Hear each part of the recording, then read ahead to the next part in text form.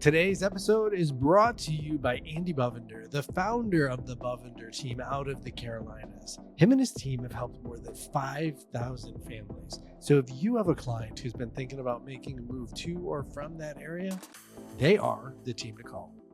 Today's episode with Lynne Mazin, she shares her secrets to success. What I found interesting is, here are the bullet points. She has the Hot 100, the power of persistence, and the one thing every agent should be doing. Now, before we get going, I wanted to share a little bit about the Inner Circle group. Have you been looking for a network to hang out with top performing agents and a place to give and get referrals? Check out the link below. And as always, I'm your host and San Francisco referral partner, Shawn Kunkler. Lynne, here we go. We're live. Thanks for doing that. Let's do it. Thanks for having me today, Shawn. I'm excited to be here. Of course. I looked at your record of sales and I was obviously blown away. And then I was like, who better to sit down and chat with than you? All right. Well, I'm excited to be here. And, the market has a lot of ups and downs. We're seeing a lot of noise in the market and the equity market today. And I think a lot of questions we're getting is, how do you tackle real estate in today's climate? 100%. Yeah. And it's interesting if you could just give everybody a quick, I would say, like, elevator pitch of your history prior to getting into real estate, because I feel like that's going to parlay really nicely into what you're sharing. All right. I'm a real life bond girl. I traded bonds before I ever came over to real estate. I was on Wall Street for many years. I have both a JD and MBA, so I spent a lot of time in school. And I'm probably like everybody else. I sat on my couch and saw the $1 million listings, and I was like, wow, that looks amazing. I think I could do that. And, fast forward and here we are. That's so funny. I feel like top performers have that DNA where they look at somebody doing it and they're like, I can do that. I could probably do it better. And then they just go for it, and they don't look back. It seems to be a common thread. Yeah, there's a lot of us. There's definitely a lot of people that I think flirted with real estate, especially in the New York City market. It's sexy and it's transaction oriented and it's fun, and you meet a lot of interesting people from every walk of life. And so it really is a great career path. And you've had some ridiculously high sales. I saw on your page, one was 25 mil. A lot of them are in that the ultra luxury category, not just the luxury category, but the ultra. Let's unpack that. How did your past experience of being a bond girl, as you say, parlay into working with that client base? I have a good appreciation of markets because I was trading bonds and I was able to find connectivity, particularly in the high net worth and ultra high net worth community, because they don't just look for a real estate agent, but they really want an advisor in the real estate space. Most of these clients have global real estate portfolios and they really want somebody to help them optimize it. But I think it's really important to take a step back and recognize that everybody, whether you're buying a studio or a penthouse, they worked really hard for their money. They really want to optimize their investment, and they really want somebody that's educated, that understands the market, that's going to protect their interests. And I provide that level and that quality to service to everybody. Everybody gets my 110% effort, because I recognize that everybody deserves that. Everybody is really entitled to working with somebody that understands how they can best approach the real estate space and give them a really fabulous real estate experience. Yeah, I mean, it's an investment. Exactly. Period, is what it is, point blank. And no one wants to be upside down. Everybody wants, you may live in it, yeah, but you want to fully optimize that investment before you make the decision to write the check. Have you been completely neglecting your newsletter, social media, or any of your outbound marketing? If so, I have a solution for you. With little to no commitment, a virtual assistant can jump in and help you in those areas you just don't have the time for. For more information about hiring a virtual assistant, go ahead and follow the link in the description below. Yeah, and that's a very, very surgical part of this career. You're looking at the numbers and running Excel spreadsheets, but bottom line, we're delivering a real estate experience. And it's like everything else. It doesn't matter if you're selling sneakers or you're selling real estate. Mhm. Everybody wants a good experience, and that's really my top priority.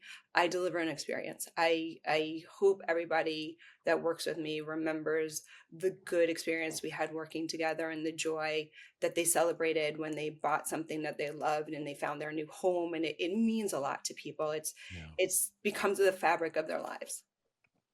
Yeah, there's a great quote. It's people don't remember what you said, but they remember how you made them feel. Yeah, exactly. And it sounds like you embody that. When you say the word experience, you want to give them a great experience. What does that mean for you? Or how do you deliver that? It's really about that personal touch, that really, really high touch connectivity. You meet them, most importantly, you meet them on time. If you're supposed to meet them at 1, get there at 12:50, make them feel comfortable, share your knowledge with them. I give people as much knowledge as I can through my own eyeballs, but I also respect their opinion. If you want to live uptown, I understand and appreciate why you want to live uptown. If you want to be downtown, let's do downtown. Everybody, I'm really a facilitator. I'm here to make their wish come true. Yeah. And if you really take the time and you listen to what your clients want, that's really, I think, the best way to give them the experience that they're looking for, because you're going to deliver what they're hoping to achieve. Yeah. Yeah. And I think it's such an important part of it is you almost have to just be really comfortable just asking questions. And more importantly, listening, not only listening to their answer, but listen to the nuance of their answer and get them to unpack that. I remember hearing years ago that if you ask somebody, for example, what's your favorite part of the house? And they're like, the living room. You would have to ask them, basically drill down 7 questions before you get to the feeling behind why that's their favorite room. And I think a lot of times we just, oh, you want a 3-bedroom, 2-bath? Let me just like hit the ground running. And it's like, slow down, figure it out, find out, ask more, because that connection builds so much better as soon as somebody feels heard. Their guards Exactly. come down. They're like, "Oh, you heard what I said." Exactly. And it's a big decision for people. It's a Yeah. really impactful decision. And if you connect well with somebody, they really appreciate your support. I mean, if your $25 million, that's a significant amount of money. That's a significant purchase. It's not dissimilar if somebody is buying their first property at, let's say, 1 million, and that's their first property. That's a very significant amount of money for them. It's proportionally different than the 25, but it's still the biggest risk financially that they're taking in their life. And you really got to hear them. You have to hear like what's making them nervous, what's making them uncertain, what are they looking for, and really getting to the root, which sounds like you do a phenomenal job of that. Yeah, and exactly what you said. It's a very interesting point. Specifically at the lower price points, your studio, your 1-bedroom buyers, they hear a lot of noise. They hear their parents, they hear their best friends, they hear their They brothers, their do. sisters, their mortgage bankers. Everybody has an opinion, and I'm just a coach. I'm like, Yeah. let's get you over the finish line. And what do we have to do to win the game, so to speak? Hey, real estate pros, be honest. You know you should be using video, but maybe you feel awkward, don't have the time, or just aren't seeing the results. This is where Kim Rittberg's Video Bootcamp comes in. This live coaching program helps agents create high quality videos quickly and confidently, resulting in leads and clients. Her students have seen results. One landed 3 new clients directly from social media, and others brought in millions of dollars in closed sales. Spots are limited, and to apply now, follow the link in the description below. It's funny, people in the upper echelon, they have advisors, and people in the lower echelon have advisors who may not always be fully qualified. Yeah, and a lot of times, particularly I'm going to say parents, they're a little bit risk adverse for their kids. Is They are. I completely appreciate that. I understand that emotion. Yeah. So they want to ensure that they've really done their due diligence. And if you can show the people that really love you and are they are cheerleading for you and they want you to and buy something that you love, but if you show them you did your due diligence and you did your work and you understand the pricing and you consulted a couple of different banks and checked a couple of different levels on mortgages because they're really volatile, you make everybody else throughout the process feel a lot more comfortable. 100%. I remember one of my early transactions. I just straight up said to my client, "It sounds like your parents really want to weigh in. Would it make sense for me just to include them in some of the emails?" And they were like, "Yeah, absolutely." And it completely changed the dynamic because then, to your point, the parents were able to build a layer of trust and then realize that, oh, I'm actually doing my due diligence for them on the back end. And so then they're not as overly protective as we move forward through that process. This is going to be my quote for today. Real estate is not a solo sport. It is a team sport. And it's a contact sport. And And it's contact. totally, yeah. Got to get It, that team on the field. I remember hearing my sales manager said, "You're never going to do a transaction alone," Exactly. and that stuck with me, obviously, because you need the other agent, you need clients, they have to have the clients, and so there's so many dynamics and layers that are moving all simultaneously. We really do. uh, I know there's a lot of bad negative press out there for us as the community as a whole, but we block and tackle a lot of different personalities all simultaneously to get to the client's end goal. Exactly. That's what we do. If anybody ever is curious to know what we're doing every day in real estate, or it's a lot of blocking and tackling. Yeah, it's funny. Even before we hopped on this to record, it was like we both joked about, there's always like a technical challenge for setting up a podcast because there's the audio component, there's the video component, and it never goes smoothly. And that's it. It's like real estate. Yeah, I know how it's supposed to work, but it's not a linear path. It's never a linear path. And one of the things that I find very, very effective for clients, big and small, everybody across the curve, I tell them up front, I'm like, listen, there's hair on every deal. I don't know what the hair is going to be, but there's going to be hair on this deal. And when we get there, it's all about being solution oriented and we will figure it out. Yeah, that's a great frame because there's never, rarely is it like an A to Z process. Very rare. It's an A to Z process. There's always something. There's always something. There's always like, yeah, I'm like having like nightmare flashbacks of all my transactions of like, there's always something, whether you're on the listing side or the buy side, there's always something to problem solve. But Yeah, that's job security. it is job security. Um, Keeps us in business. it does, you go to a surgeon, you go to a top surgeon because they know how to problem solve. That's why you go to them.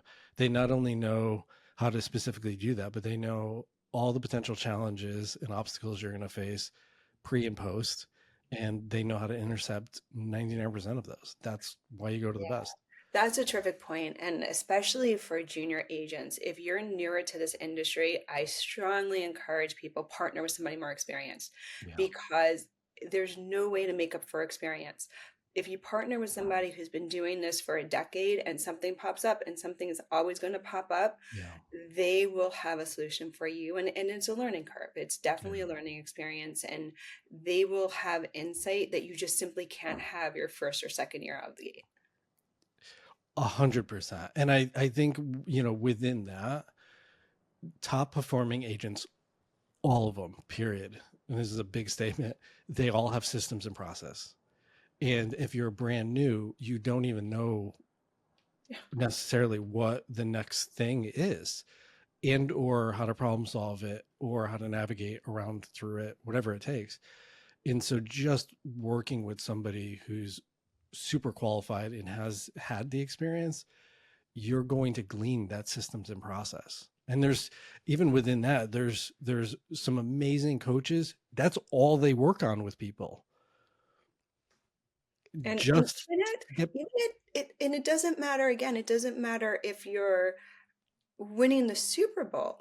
they still have coaches. Yeah. It doesn't matter how good you are. You definitely try to surround yourself with good people, educated people, Yeah. people that can give you different perspectives at every level of your career, because it's really invaluable. It's true too. And as you grow, what you need in terms of support from, let's say, your first three deals is different what you need to go from year 3 to 4 and grow. And that's different than what you're going to need at year 6 to 7. And it's an ever evolving, it's just this thing that keeps changing. I remember I sat down with a very, very prolific agent. I somehow got on her calendar, got her to go to lunch with me, and I was so appreciative. And I remember asking her, what do you do? Like, what are you doing to succeed at this level? And she leaned in, and I love her to death. And she's like, you're asking me the wrong question. And I was like, what? And she's like, ask me what I did from year 1 to 2 to succeed. And I was like, oh, and it's that really chunked it down to those basic things that I needed to be doing now, because what she does now is different because her phone rings. Like my phone didn't ring at that stage. So I had to get it to ring. And what do you do to get it to ring? And so that's the beauty of this business. It's this ever evolving process that we're going through as people. Yeah, and when you're new, I think one of the great success strategies, tell everybody you're doing real estate. Yeah. People can't help you if they don't know. Tell everyone. Tell the people at the gym. Tell the people at your nail salon. Tell tell everyone. Tell everyone at Thanksgiving, because those are the people that really are your cheerleaders, that are rooting for you. And if and when they come across somebody, they'll say, "Oh, I have somebody great to recommend." But it's really important that people know that you were doing this for a living.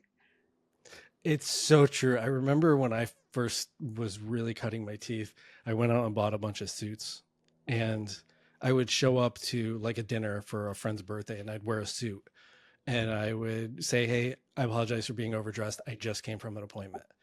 And oh, what do you do? And so it would naturally just lead into the conversation. And I did it as a strategic way to put my name out there without doing it in a way where people are like, it draws them in. They're intrigued. It's like, oh, what appointment did you come from? It's like 7 o'clock at night. What do you do?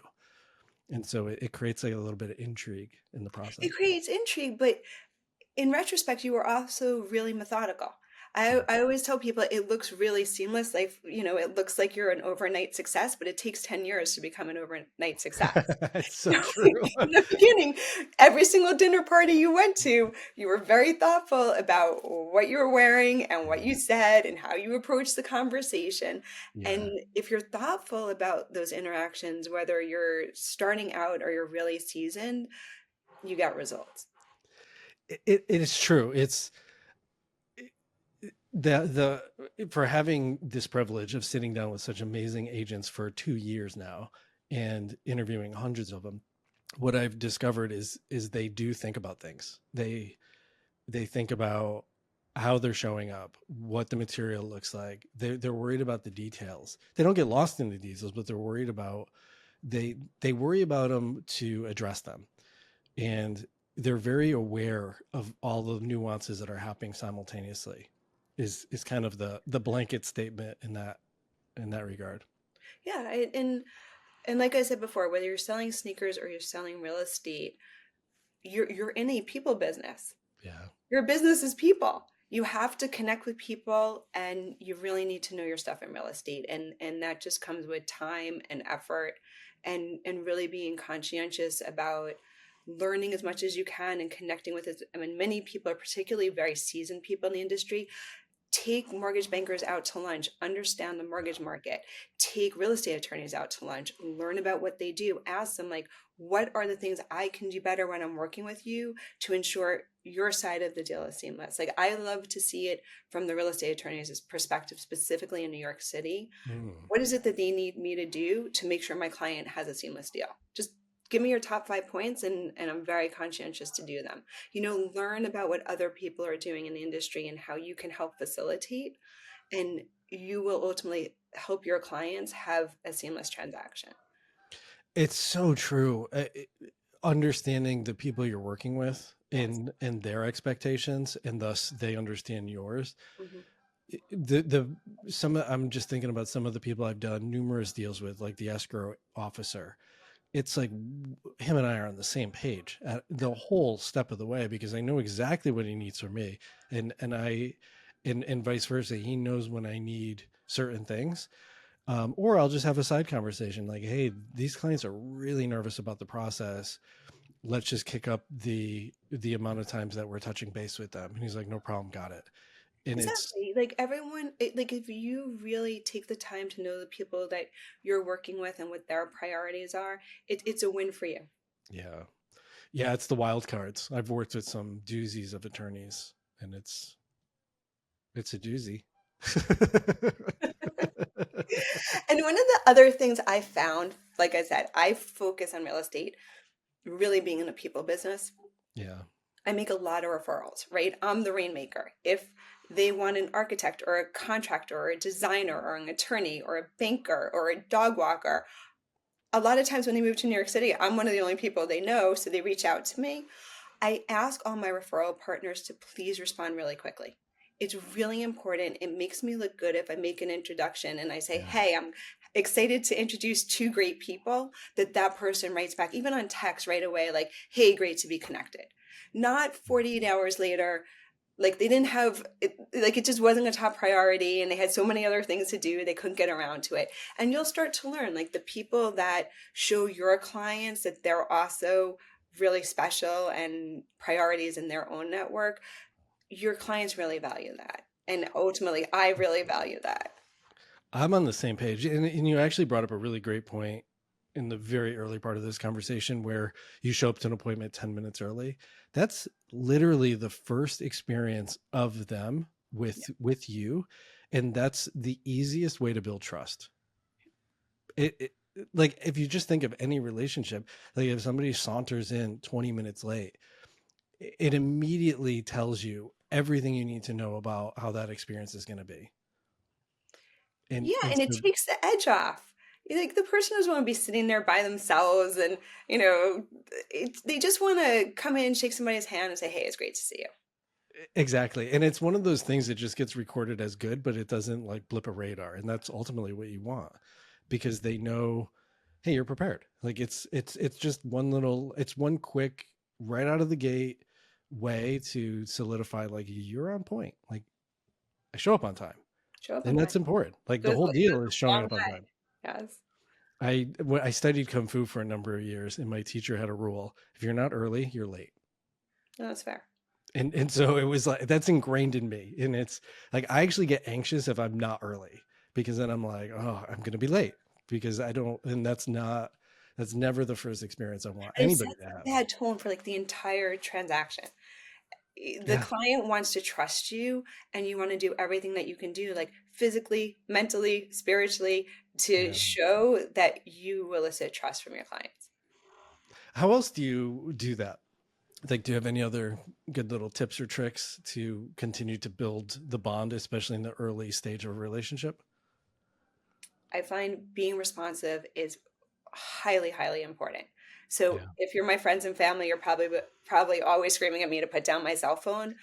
But I do a lot of international deals, and if somebody reaches out on WhatsApp at 3 a.m. in Asia, I more than likely will hear the ding and probably respond. Oh my I'm, goodness. I'm very responsive, so I don't always know the answer, but I definitely respond, and I'm like, okay, great. I don't know this answer, but I will definitely get back to you on that, so that Yeah. they know that you're listening to them and you hear them and you hear their concerns. Yeah. So being responsive is a great way to elicit trust, and being quickly responsive. Yeah. I think that that's such a great, often overlooked, is just acknowledge that you received it, and then go do the work that you need to do, rather than keeping them in a holding period Yeah, before you don't hide from respond. it. People will definitely ask you questions if you don't know the answer. And even sometimes if you do know the answer, they're complex questions. Just say that's a great, great question. Let me get back to you on that. Yeah. Because it gives you the opportunity to just double and triple check to make sure you're on point. But it also makes the other person feel good. It's like, okay, great. This person is listening to me and they're a good advisor. And Yeah. that connectivity goes a long way. It's funny. I got a text last night. It was probably 11:30. I go to bed at like 9:30, just for the record. And it like dinged, and I just happened to see it. And so I said, and it was like a long text. It was about like another unit's water heater broke and it leaked into their unit, and there's some back and forth, and like the emergency was solved, but now there's like the problem of who's paying for it. And so I knew there wasn't time sensitive, there's urgency but not immediate. And so I said, great question, let me do a little research, I'll get back to you first thing in the morning. And then, because I knew it's going to take some brain power to unpack what they're asking me, and so then it gave me a buffer to, at 6 in the morning, I wrote them a robust email as to how to proceed. But it doesn't, because they're obviously concerned. They're messaging you at 11 o'clock at night. That's keeping them up, literally. And so at least you just give them the nod, give them the Yeah, it's acknowledgement. like, I hey, I hear hear you. I'll you. get back to you on that. Yeah. Yeah, and they know you're on top of it. Like once they hear you say, "I'm on top of it. I got it. I got you. Don't worry about it." Like then they can rest, and they know. The other little subtle, very subtle trick I do is I will tell people specifically when I'll get back to them. And so then they also don't have any surprise, rather than let me get back to you. And now it's like, when? Next week, next month, next year. It's like, I'll get back to you at 5 p.m. And then sure as hell, like I will get back to you by, that's like burning in my brain until I do it. And so I think it's, it's the, he brought up the sports analogy of no matter how many Super Bowls people are winning, they always have a coach. And it's also the game of inches. It's like you don't win in one fell swoop. It's incrementally these little tiny hyper nuanced things to get you specifically to sit in front of that $25 million buyer. That's a big deal. Like that's a lot of pressure. And it's all these little cues that they're looking for. Like when you buy that luxury product, it's the tiny little experiences that all bake into that one big purchase, ultimately decision. Yeah, and again, like I said, particularly when you're new in this industry, learn the industry. I would have never have sold Yeah. some of the product that I sold if really when I have some downtime, agents will know what I'm saying. So there are days when there are just not enough hours in your day to get everything done. Every And day. then there's a day where it's like Tuesday, 2 o'clock in the afternoon, and all of a sudden I'm quiet. And of course now I'm anxious because I'm quiet. But I take that time, specifically in New York City, or if you're in a city like in Miami, we have a lot of buildings that have sales galleries here. Yeah. I'm like, hey, I would love to see. I know that I have a client with real interest in 3 bedrooms. I've never seen the 3 bedrooms in your building. Can I run over and see it? 100%. Educate yourself because you really can't sell what you don't know. It's tricky. So Yeah. I did take the time, and I do it every week to Yeah. learn something new in the market, where when I have clients that are looking for something that I don't think maybe I really am an expert in that space, to get myself up to speed so I can have a more educated conversation. And you make a really great point to see inventory. I think it's a paramount component of this business. But even within that, it's knowing the different products, even if you don't have a client looking at that moment, because if you have the story behind it, you connect much different and much deeper with that person. If they come to you and they say, "Hey, we're looking at a $10 million property and you only sold up to 3 million," you're going to be a fish out of water and they're going to know it. But if you say, "Oh, I'm happy to show you this property, unfortunately just went pending, we probably can't get you into that one, but this one's not yet on the market, we can go see that." And it's, you have the stories to back into it. Or this one went pending and they actually got 5 offers, it was a Yes, really competitive, and it went over by X amount of dollars. And now it's like, oh, it checks the box in their brain, oh, they're a market expert, yes. without you ever saying I'm an expert. Exactly. You really want to show that you understand the landscape, and you never know what tomorrow brings. You never know what phone call you're going to Yeah. get. So again, I'm talking a little bit more to the New York City market, but know the studios and 1 bedrooms, know your Yeah. threes and fours, understand like what the penthouse and townhouse market is like, because you don't know when your phone's going to ring. And when you're like, I literally, I think it's going to happen to me. This week, I showed a new development down in Greenwich Village. Mm, Wasn't for this person. It didn't resonate for whatever reason. But I just got a phone call from somebody else who's keen on looking and in the Greenwich Village space and in the exact same price point. And I was like, you know what? I saw something that's fascinating this week. It could be yeah. perfect for you. And you can speak on a different level. You can say, and the floor plan's really nice, or it has this really cool special view from the third bedroom that was just a really lovely surprise when I was there. And it's, again, it's you're showcasing you're that market expert without ever saying I'm the, like, you don't have to say There's it. It's just there's implied. that element of it, but there's also the mindset because it's Yeah. really easy to get down and say to yourself, "Hey, I had such high hopes that I was going to show a significant property and I hope the person loved it." And then of course you get the email after that it's not the right Yeah. fit for them and they're not interested. And you have to have a very resilient and attitude and you have to persevere and you have to say, you know what, I'm going to get them tomorrow. And then today, when the phone rang, I hope I can get them in to see something beautiful that I saw last week that didn't work for somebody. And I can find a way to sell another client this, but it's the mindset because it's really Yeah. easy to kind of get down. I agree. Yeah, it is. And you used the word resiliency right before we popped on, and then you used it again. Let's talk about that. What are some of the other ways that you maintain that resiliency? Because there are significant challenges in the businesses and deals fall through, clients leave, like things just happen. It just happened. How do And you and there are things that you don't necessarily have control of. yeah. And especially when you're new, it takes 10, like a pipeline, the way I look at it, a pipeline of 10 people to get one deal. You have to have 10 A buyers to 10. get one deal. You A's, meaning they're out there actively looking at They're properties. hot. These aren't like lukewarm, hot. 10 And hot guys to get one kiss. yeah. That's the math. It's 100%. I completely agree with that data point. And for me to qualify for them to be like ready to go, the two big criteria that I have for them is they've gotten their pre-approval or underwriting done. That's out of the way. And they have a time when they want to move by. They have like a real action item. Whereas the bees are like, oh, it'd be nice to move next summer. But it's like they'll do all the other steps. They're communicative, but they don't have a time frame. But I fully agree that you have to have 10 ready to go. And Exactly. you should know their names, their price point, what they're looking for, the neighborhoods memorized. You should know their dog's name.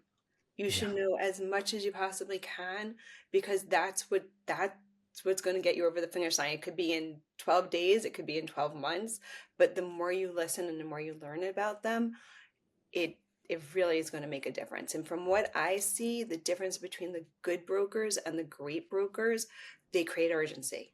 So right now, I've spent the last 2 or 3 weeks after all this tariff noise calling all my clients that are investors and telling them like this is an opportunity. While there's a lot of volatility in the equity market, there's a really big opportunity here in the real estate space. So you have to create opportunity for your clients, and that's on you.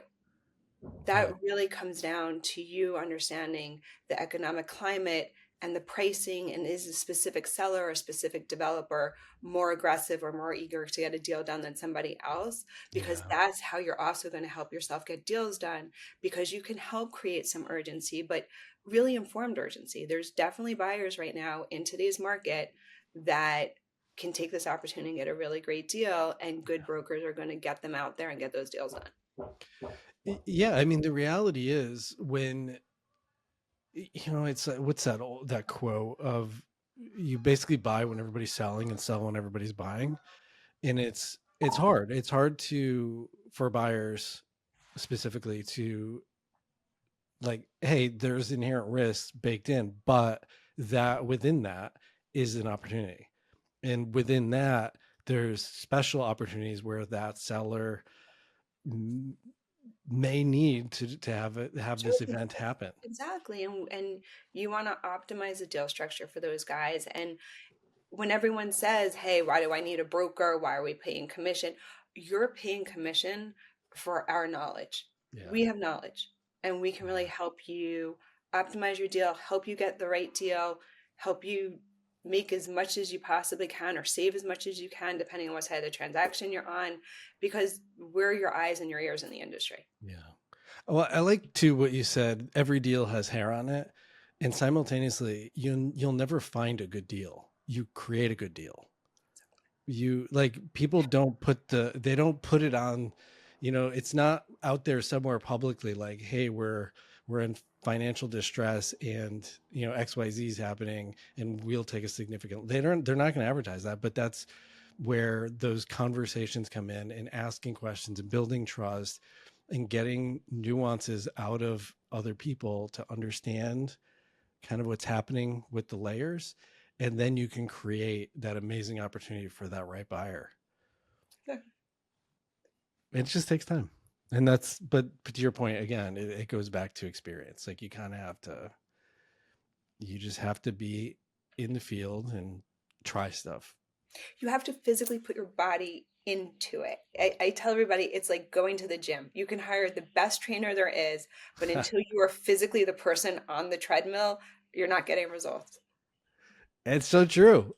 Yeah. And that I think that's a perfect analogy to this.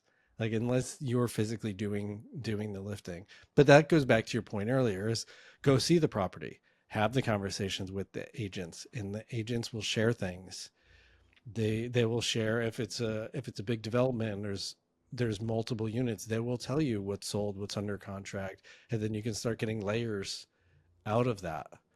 And that's kind of where the Absolutely. magic happens. And there's also a climate of pay it forwards. Nobody wakes up in the morning and starts off successful, and it doesn't matter what industry they're in, whether they're doctors or lawyers or Yeah. athletes.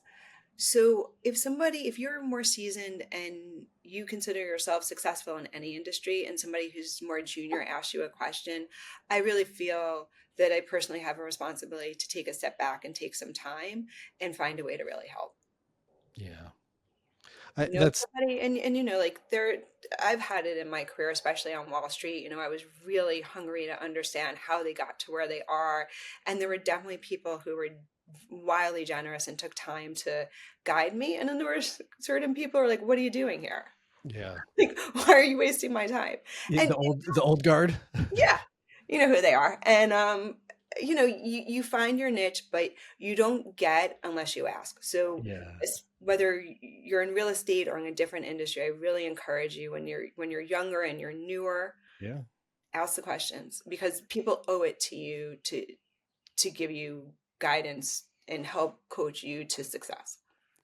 Yeah. And I think the other really amazing thing is, like, that example I gave you of going to lunch with this prolific agent, is she gave me the time. And then later she gave me the opportunity to host one of her open houses. I picked up a buyer way outside of a price point I've ever had a transaction. So what did I do? I called her into the deal because I knew she had the experience to talk to them with confidence to make it happen. And it's like, you never know, it's like, when you just help people out, you take the higher road. It's a you realize very quickly it's a small community, and at some point that opportunity for them to help you, it's likely going to come up, and it's so nice when it does. It's wonderful. Take advantage of it. And I think you said something also really important. You were thoughtful about your team, who you surrounded yourself with. You Yeah. didn't tackle it alone. You connected with somebody that you knew could help you get this done. And yeah, are you going to split some of your commission? Yeah. But it's absolutely worth it, because that deal prepared you for the next stage and the next step of your career in real estate. I always viewed it as it's college tuition, and I'd rather have a piece of the transaction and then none of it. And I would rather invest in another agent to help guide me through something where just the way they carry themselves, or answer a specific question or the way they frame something. I remember this same agent, we were in a property and the client was like on the fence and they were teetering back and forth. And it had a beautiful living room with this wall of windows. And the agent said to them, it was kind of like this quiet moment when everybody paused. And she said, "Where would you put your Christmas tree?"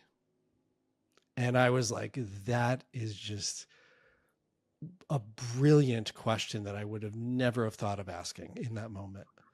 And it changed the whole power dynamic of the room. And the woman like sat there and she looked around, and you can then tell she was imagining, where's this tree going to go? And what would my home look like? And of course the family's over, and what's that whole experience? And it completely changed four walls into a home instantly with that one question.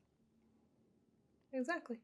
But I would have never have been privy to that had I like tried to guard, like, this is mine and I'm going to keep it all. And you just can't, like, there has to be a level of collaboration. It goes back to your point earlier. There's no deal that happens in a silo. And so there has to be a collaboration to help the seller get to what they want, sell the property, and the buyer to get to what they want, to buy the property. It's very simple math. Absolutely. And your relationships in this industry are really critical. As critical Yeah. as they are between yourself and your clients, they're wildly, probably even more critical between yourself and the other agents and other professionals in the industry, because those are the people that support you day in Yeah. and day out. Well, and they're the ones to share, right? If they know you and your character, and you call them and the property just went pending, but it's not, like, things are still in the works, you can get information. How many offers did you receive? Are you well over the list price? Like, where are you at? What's the profile of the buyers? Are there contingencies? Is it cash? Is it like loan? What does it look like? And having those pieces, if you're writing an offer on a complementary property, you have more ammo. You understand, oh, six buyers just lost out on this property. They're likely going to now be moving over to this property. So now I can coach my client. It's going to be competitive. Here's how I know that. And it's such a advantage for the client for us to have that ability to have these relationships. I think it's often just overlooked how critically important they are for our survival, really. Yeah, definitely. Ask the questions. And people will share the information with you, but they won't unless you really ask. So Yeah, ask the important questions, and it's really valuable for your business. I completely agree. In your early days, what were some of the basic things that you were doing regularly to build your book of business to get to that core 10 of buyers or clients, I should say? I was coached to have your Hot 100, that your Oh, database is really a driver in the beginning. And you want yeah. to have your Hot 100, your 100 people that you can really start with. Tell them you're in the industry, send them emails, send them texts, take them for coffees, take them for drinks. And I really focused on that. I really Hmm. focused on that database and worked the database. And that's really where I started in terms of when you say like systems and procedures. I worked the system, I worked that Hot 100. I like that. I've never heard that said like that. Hot 100. It's an easy, obviously, it's like conjures a good visual of who are those people. Yeah, exactly. And Um, and they're people through every walks of life. They were people that went to high school with me. They were people I knew from college. They were people I knew from Wall Street. They were people I knew from my MBA program. They were yeah. people I knew from my kids' kindergarten class. They're all walks of life, and you pull them all together, and they become really valuable for you. And it's true. And you being in New York and I'm in San Francisco. The other interesting thing is it, the different groups all rub together. Like the guy who cuts my hair cuts hair for people who are CEOs of companies. And people are sitting in the chair and they're having conversations, and it's like it's a killer opportunity for them to say, "Oh, you need an agent? I know the perfect person for you to call." You You know, it's never great that you know. say that because um, my my husband has a barber, and I get him scissors to the barber, because it's Brilliant. exactly what you're saying. His network to you and your business is priceless. It's It is huge. priceless. It is worth a good pair of scissors. So for people in your circle, and it's not your close circle, it's not your mom, dad, and brother and sister, it's two, three, four, five, six removed from Yes. you. Those people, when they have somebody sit down and they're like, hey, I my best friend's moving to New York City, I'm so excited, he has a new job, and he's like, hey, does anyone helping him find a new home? And he's like, I don't know. I'd be like, hey, I have a great guy to recommend. You kind of have to plant that seed to help people help you. And Yeah. I tell them, hey, if anyone's ever moving, coming, going, investing, buying, selling, renting, please think of me. Yeah. Yeah. And I think you just have to be overt and proactive with that. Just remind people, hey, here's what I do, and here's how I could be of service. Just ask. Like, And when you're young, I always said, I joined a team, and I always said to people, I work with great people. I work with the top people in New York City. yeah, So they never said to me, like, by the way, I've realized you've been doing real estate for 4 months. I just said, I have the best opportunity. I'm working with the number one agent in Manhattan. If yeah. anyone's buying or selling real estate, please send them our way. The other beautiful thing that does too is it gives you the ability to say we have this amazing listing. We have this, we just helped this amazing buyer. We just did this. And as soon as you put we in front of it, people just imply that you did it, and you can coattail their success, and it amplifies, and it, again, in the eyes of the consumer, it bypasses the question of, well, how long have you been doing this? It becomes implied that you know what you're doing. Like, no one ever asks the doctor who rolls up in a Ferrari wearing a Rolex, how long you been doing this? Like, they just assume from the cues, oh, they're super successful in what they do, period. And so you can very easily coattail it just by saying by being on a good team. Absolutely. So again, when you're new, get out there and really partner with good people, because it gives you credibility. Yeah. And I'm never shy. It's actually funny you just are talking about doctors. I follow a doctor online who's a plastic surgeon, and Mm. he's great on social media, and he's one of the leading plastic surgeons here in New York City. And I'm in the process of launching a new team. So I sent him a message on Instagram this weekend. I said, hey, I'm in the process of launching a new business. What books do you recommend I read? Because he does this all the time. And then he gave me books to read. There are people, even if they're like industry adjacent, they're not Yeah. in the real estate space, but I see he runs a fantastic business. It's Yeah. exciting, it's results oriented. He's really, I think, thoughtful about the way he treats his colleagues, his family. He promotes everybody. If his Love it. colleagues have a success, he's like, wow, this person looks phenomenal. Great job to my colleagues. I think he celebrates people. He applauds people. I really value what he's doing. And again, he delivers an experience. You get Yeah. plastic surgery with him, but you stay at the plaza. Like, he gives you that, that rock star experience, and he does it in the Love that. surgical space, and I'm conscientious to do that in the real estate space. So even if somebody is not specifically in real estate, but you see they're doing something that's exciting and new and successful, reach out. I do. I'm not shy. And of course, I was very complimentary. I was like, hey, I love everything that you share. It's really inspiring. Are there any books that you recommend? Yeah. And like, not only are you gaining something amazing because he's going to obviously share what the resources are that helped get him, pushing him forward, but you're also building the relationship, which then goes back to your Hot 100. It's like you're just adding another, incrementally, one more person to that lineup, Exactly. which I think I think that's brilliant. Is look outside of our industry.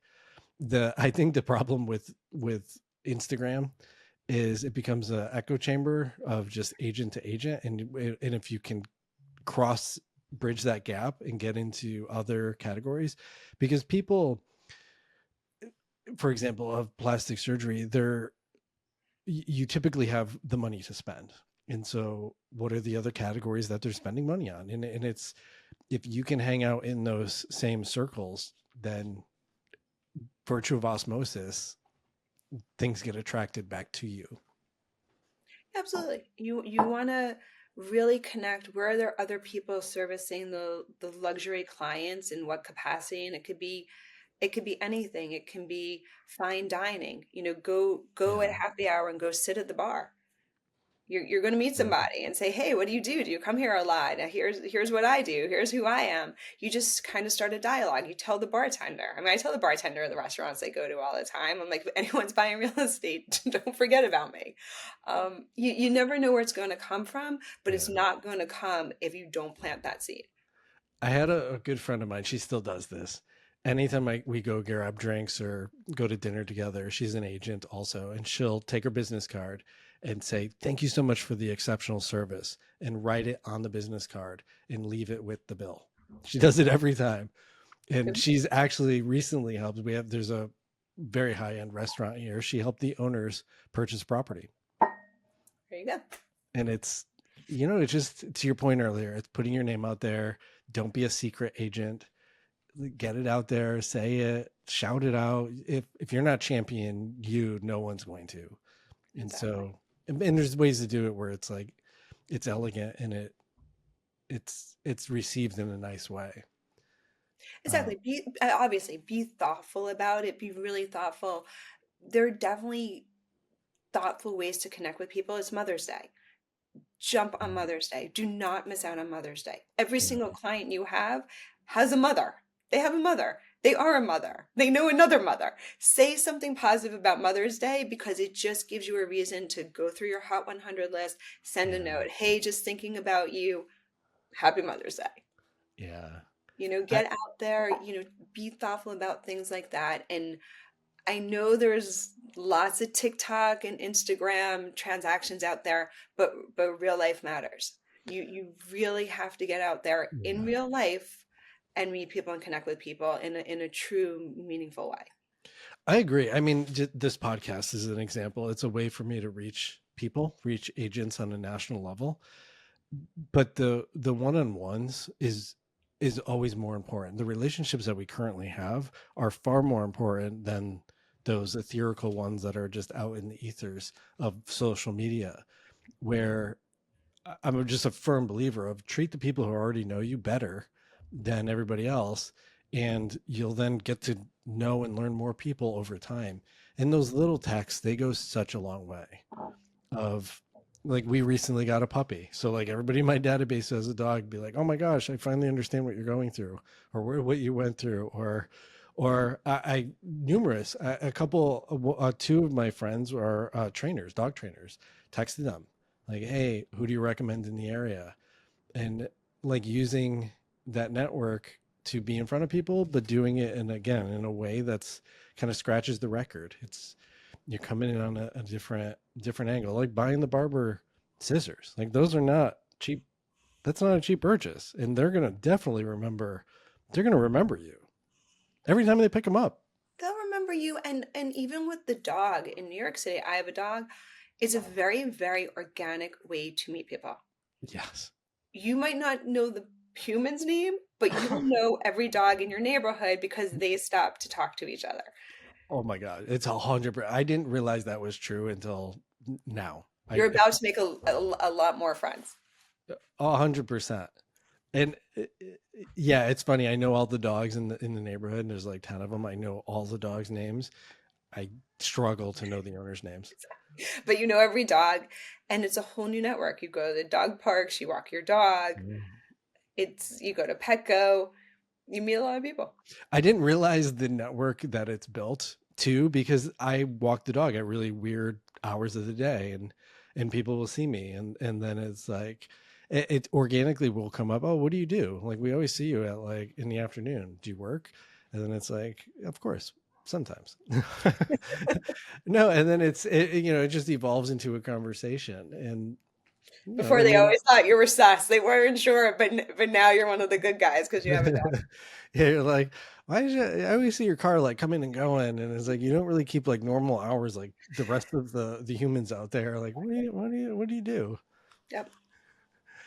But Yeah, you have to be thoughtful about it. You don't want to yeah. be in people's face. You want to be organic. You want to be natural, but you have to open yourself up for the opportunity to connect. And I think that's a great point there too. It's 90% of the agents out there, it's their second, third, fourth careers, and so we bring that whole book of experience with us when we show up. But then we also have these other experiences in our life, and they leverage an opportunity for us to connect with people. Like statistically, every person knows three other people who are going to buy and sell by the end of the year. If you know 100 people, you just amplified your whole network by an additional 300 immediately, aside from those initial 100. And so if you can then add another leg to that, hanging out at the bar or going to play golf or walking your dog, leverage it. Yeah, you got to go for it. And then again, it's not a one-hit wonder. It's Yeah. not you meet someone, you play around a golf, you shake their hand and you walk away. It's like, "Hey, can I grab your number? It was really interesting meeting you. I'd love to grab a cup of coffee when you have time," and you nurture that relationship. Yeah. Yeah, it's Yeah. not just you're sitting next to somebody in a bar or you meet somebody, on the sidelines of your kid's soccer game.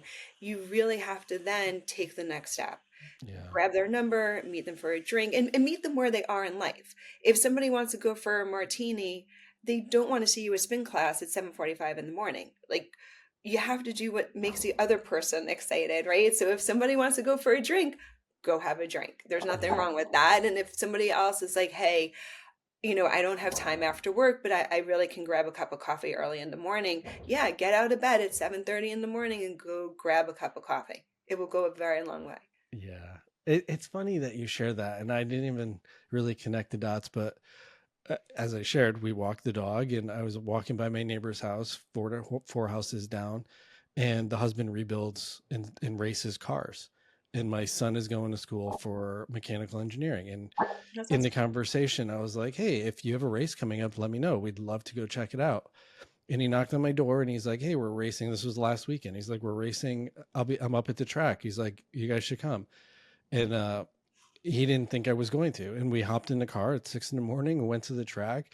We get there. He was like over the moon that I brought my son. And then he's like, do you want to sit in the car? And Grayson's was like, hell yeah, I do. And it like parlayed into like this like total magical moment for Grayson. And we watched the race and we drove home and we're driving home. And I was like, hey man, what was the best part of the day? And he's like, dude, sitting in that car.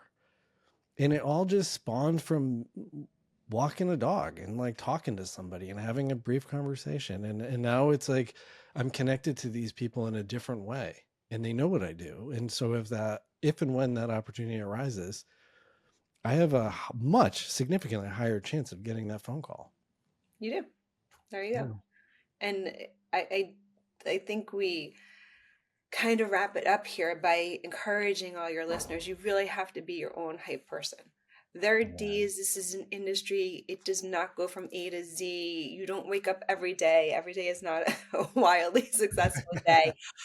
But every single morning you get up and you have to be your own hype person. You got to Yeah. truly believe you can make things happen, and one step at a time, methodically focus on doing something that pushes your career a little bit forwards every day of the week. I love it. I'm pumped. I'm like super pumped from this conversation. I appreciate that. Before we part, what three books would you recommend for agents cutting their teeth in this business? Great book, Hug Your Customers. Got to read it. It is about a clothing company up in Connecticut and a family that runs a clothing company and the things that they do to love their customers and their employees. I think it's really special. I'm, Big I'm fan of Hug jotting Your that down. Customers. I'm from Connecticut, so that connects with me even more. I have to read this. Love that. It's Awesome. and I reference it when I'm really trying to to recreate a client experience. Yeah. I go back and I keep notes and I reference things that they did that were success strategies. I love it. I love the thoughtfulness of everything that that family did to build a business. Awesome. I'm going to pick that book up, and I listen to audiobooks when I work out. That's the next book I'm going to be listening to. So Love it. I'll report Can't back to say you. enough. Atomic Habits. Yeah. That one's solid. That one I've learned a lot from too. What's your third? What's the third top pick? It's very, very old school, but I think, opens up a whole new genre for people. It's Dale Carnegie, How to Win Friends and Influence People. Yeah. It's a very old school, very, very traditional of the land of manifesting that we live in today. It's almost like the Yeah. original concept of manifesting, but it teaches you how to treat other people well. Yeah. I think it was either that book or Think and Grow Rich. I can't remember which, but he wound up interviewing a bunch of like millionaires, which that was like the billionaire of the time, and compiled all of their guidance and mentoring and leadership and put them into those. I can't remember if it was both books or one or the other, but that was the spirit behind it. Both are phenomenal. They're all great books to give you success strategies. You don't have to recreate the wheel. There's so many outlets and so many coaches and so many people who've achieved success in different industries, different areas of the globe. If you really take the time and you connect and you try to learn more about what other people have done to become successful, and you try to some way incorporate those strategies into your own day, just on a daily basis, right? If somebody else runs 5 marathons a year, I'm not running 5 marathons a year. It's not happening. But if I can do a mile a day, it's Yeah. a win, Yeah. right? Speaking of shameless plug, this whole podcast is just that. It's you can hang out with the most prolific agents in the nation anywhere at any time just by literally playing any episode you want. And it's my rule is like just try to get that one thing out of it, even if it's just a little bit of inspiration or motivation for your day. That's awesome. And it's because I think at the end of the day, if you just keep surrounding yourselves with the right people, like audiobooks or books or mentors, it's reprogramming your subconscious mind. And it's doing way more than we realize in our conscious world.